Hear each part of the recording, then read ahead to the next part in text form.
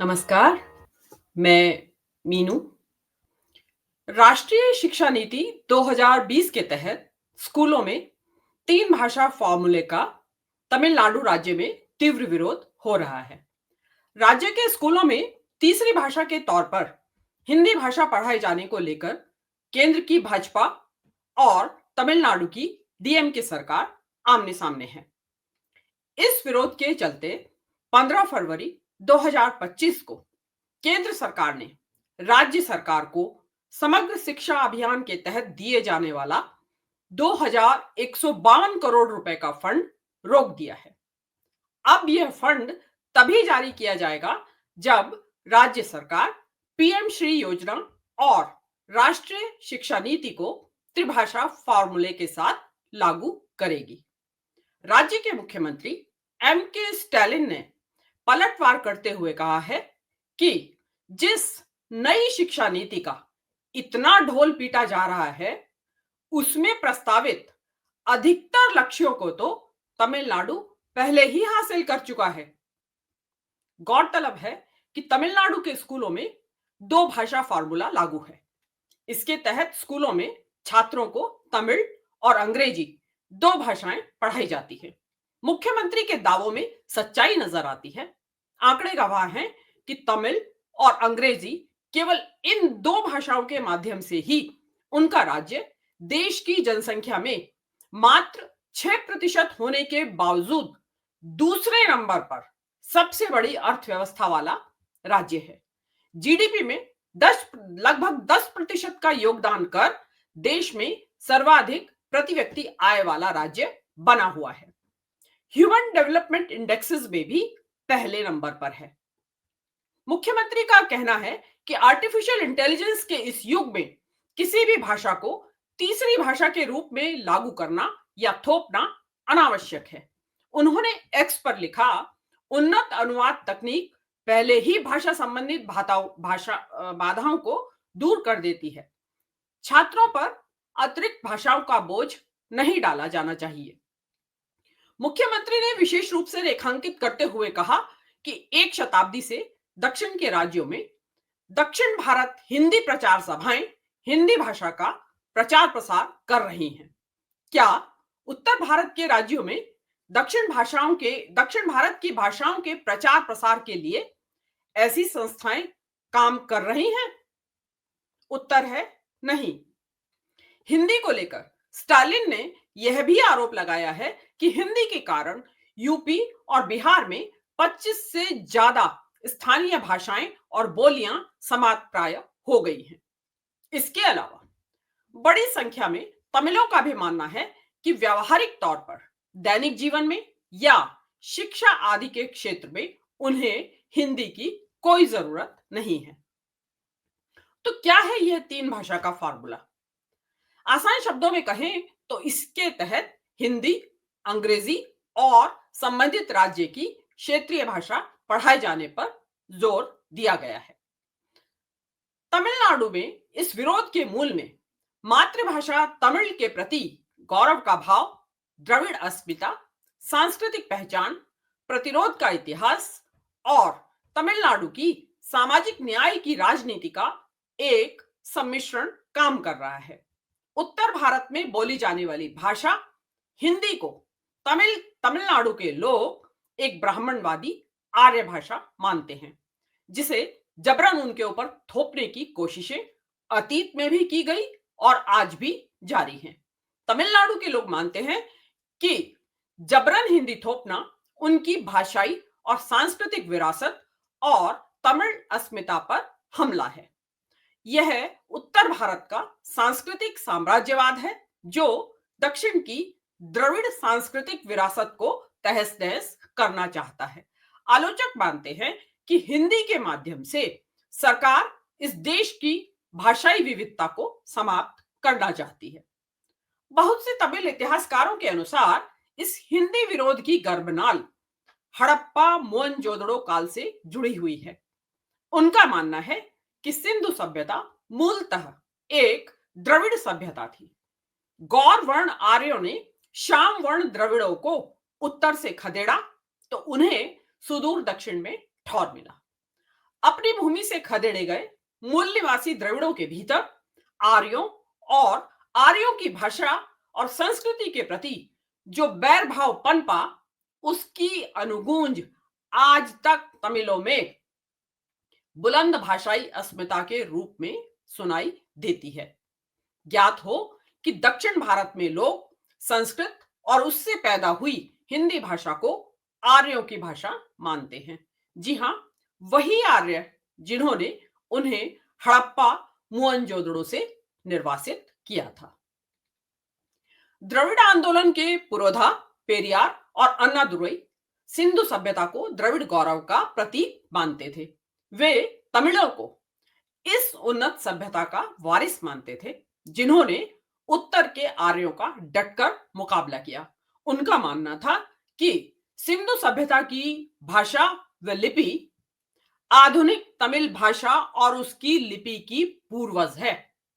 यही कारण है कि पिछले साल तमिलनाडु के मुख्यमंत्री स्टालिन ने सिंधु लिपि के रहस्य को उद्घाटित करने के लिए 1 करोड़ रुपए के नगद पुरस्कार की घोषणा की। इतिहासकारों की माने तो तमिलनाडु में हिंदी भाषा के प्रति कटुता के पीछे सिंधु सभ्यता के इतिहास का यही पन्ना एक महत्वपूर्ण कारण के रूप में खड़ा नजर आता है, जिसे हिंदी बनाम तमिल भाषा प्रकरण की हिंदी बनाम तमिल भाषा प्रकरण की तीखी बहसों में या तो भुला दिया गया है या जानबूझकर इस मुद्दे पर इस एंगल से बहस करने से बचा जाता है। भारत देश के धुर दक्षिण में स्थित राज्य तमिलनाडु के लोगों की मातृभाषा तमिल है। तमिल एक द्रविड़ भाषा है। तमिल विश्व की प्राचीनतम भाषाओं में से एक और जिंदा शास्त्रीय भाषा है, जिसकी एक अनोखी लिपि है। 2500 साल से भी पुरानी सांस्कृतिक साहित्य परंपरा है।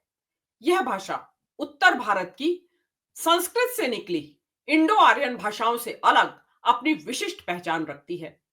ईसा से 300 वर्ष पूर्व यानी आज से लगभग 2300 साल पहले संगम काल में रचा गया तमिल साहित्य एक अत्यंत समृद्ध तमिल भाषा के से विश्व का परिचय करवाता है। भारत के महान तमिल कवि तिरुवल्लुवर ने इसी संगम काल में विश्व प्रसिद्ध ग्रंथ तिरुकुरल की रचना की थी। तो क्या है हिंदी विरोध का इतिहास?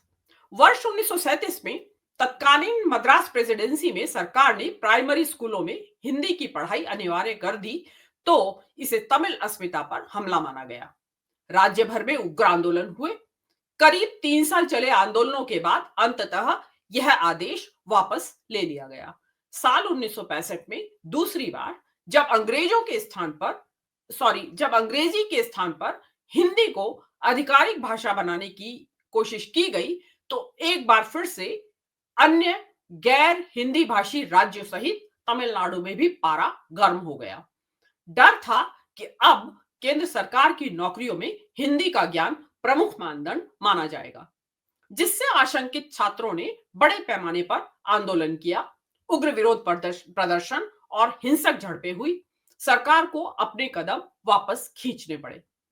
हिंदी के विरोध में हुए इस आंदोलन ने द्रविड़ अस्मिता का सवाल उठाया और राज्य की राजनीति की दिशा ही बदल गई।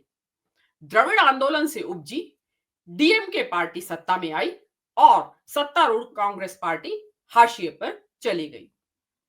साल 2019 में भी जब राष्ट्रीय शिक्षा नीति का मसविदा आया था, तो भाजपा समर्थित तत्कालीन एआईएडीएमके की सरकार ने भी इस त्रिभाषा फॉर्मूला का विरोध किया था और पुराने द्विभाषा फॉर्मूला पर ही अटकी रही थी। भाषाई अस्मिता की यही वह प्रबल भावना है जिस पर सवार होकर तमिलनाडु के डीएमके और एआईएडीएमके जैसे क्षेत्रीय राजनीतिक दल बारी बारी से सत्ता में आते रहते हैं। तमिल इतिहासकार AR वेंकटचलपति कहते हैं, तमिलनाडु में अंग्रेजी पर बहुत निवेश किया गया है। उन्होंने इसका इस्तेमाल सामाजिक विकास और आर्थिक समृद्धि की सीढ़ी के तौर पर किया है। उनका कहना है कि भारत में सॉफ्टवेयर क्षेत्र में दक्षिण भारत अग्रणी भूमिका में है और यह अंग्रेजी के बिना कभी संभव नहीं हो पाता। दूसरी तरफ देखें तो हिंदी बोलने वाले लोग दक्षिण के राज्यों में मजदूरों के तौर पर काम करने आते हैं। उनके अनुसार यह तर्क पूरी तरह गलत साबित होता है कि हिंदी सीखने से रोजगार मिलेगा।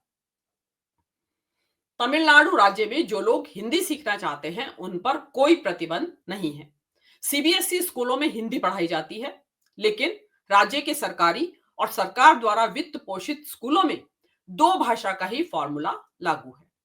दरअसल विरोध हिंदी का नहीं बल्कि हिंदी थोपे जाने का है, वरना देवनागरी हिंदी में चित्रित भारतीय मुद्रा के प्रतीक चिन्ह को तमिलनाडु में स्वीकार ना किया जाता, कदापि स्वीकार ना किया जाता। हिंदी में लिखा गया राष्ट्रगान तमिल भाषियों की शान ना होता। यूं तो हिंदी विरोध की चिंगारियां 20वीं शताब्दी की शुरुआत से ही तमिलनाडु में यदा कदा फूटती रही, मगर केंद्र में भाजपा सरकार के आने के बाद से यह तनाव बढ़ता ही जा रहा है। उसका मूल कारण है भाजपा का अति हिंदीवाद और हिंदू राष्ट्रवादी एजेंडा, जो द्रविड़ आंदोलन की धर्मनिरपेक्ष, सामाजिक न्याय और सर्वसमावेशिता की भावना के साथ सीधे टकराता है। इतना ही नहीं, हम उत्तर भारतीय इस प्राचीन भारतीय भाषा का मखौल कुछ इन शब्दों में उड़ाते हैं। हम कहते हैं कि एक कनस्तर में कुछ पत्थर डालकर जोर से हिलाओ तो जो आवाज निकलती है वही तमिल भाषा है। ईमानदारी से बताएं, हम में से कितने लोग दक्षिण भारत की कोई एक भाषा, तमिल, तेलुगु, मलयालम या कन्नड़ बोलना या पढ़ना जानते हैं?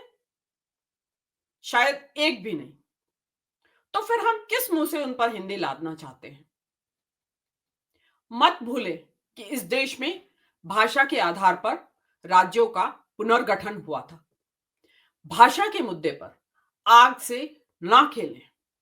याद रखें कि बांग्लादेश के निर्माण के मूल में यही भाषा का मुद्दा था, जिसने कालांतर में एक अलग देश की मांग का रूप ले लिया था और अंततः एक देश के दो टुकड़े हो गए थे।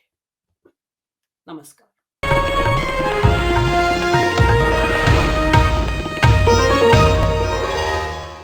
Copyright disclaimer under Section 107 of the Copyright Act 1976. Allowance is made for fair use for purposes such as criticism, comment, news reporting, scholarship, and research. Fair use is a use permitted by copyright statute that might otherwise be infringing.